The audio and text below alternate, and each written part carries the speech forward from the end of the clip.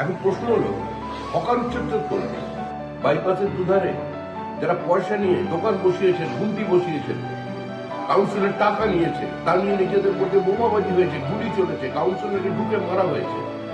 আজকে সেগুলো থেকে একটু ঘুরে সরে আসতে হবে।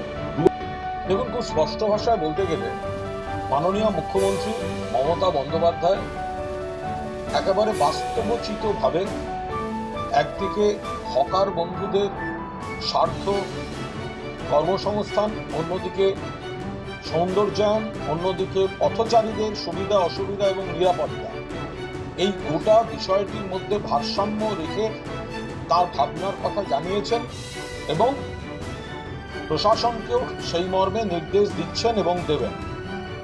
হকাররা আমাদের কেউ শত্রু নন। হকার ভাই বোনেরা তারা আমাদের বন্ধু এবং সমাজের অঙ্গ। অতীতে যখন কলকাতার বুক থেকে অমানবিকভাবে হকার উচ্ছেদ হয়েছিল, তখন মমতা বন্দ্যোপাধ্যায় তাদের আগলে রেখেছিলেন। এখন যেটা হচ্ছে সেটা হচ্ছে একটা নিয়মের মধ্যে আনা।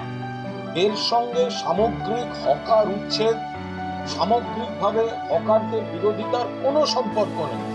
হকাররা আমাদের সমাজের অঙ্গ, এর সঙ্গে বিপুল কর্মসংস্থান জড়িত এবং বিভিন্ন ক্ষেত্রে হকার এবং তাদের যে স্ট্রিম, তাদের এই আর্থসামাজিক ব্যবস্থায় তাদের গুরুত্ব অপরিসীম।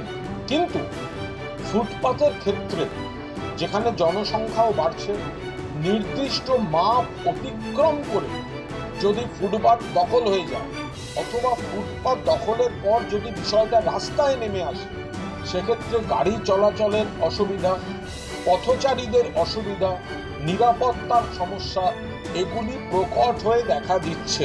সেই কারণে মুখ্যমন্ত্রী কিন্তু একবারও হকার উচ্ছেদ বা হকারদের বিরুদ্ধে অমানবিক কোনো কঠোর পদক্ষেপ মুখ্যমন্ত্রী বলেননি।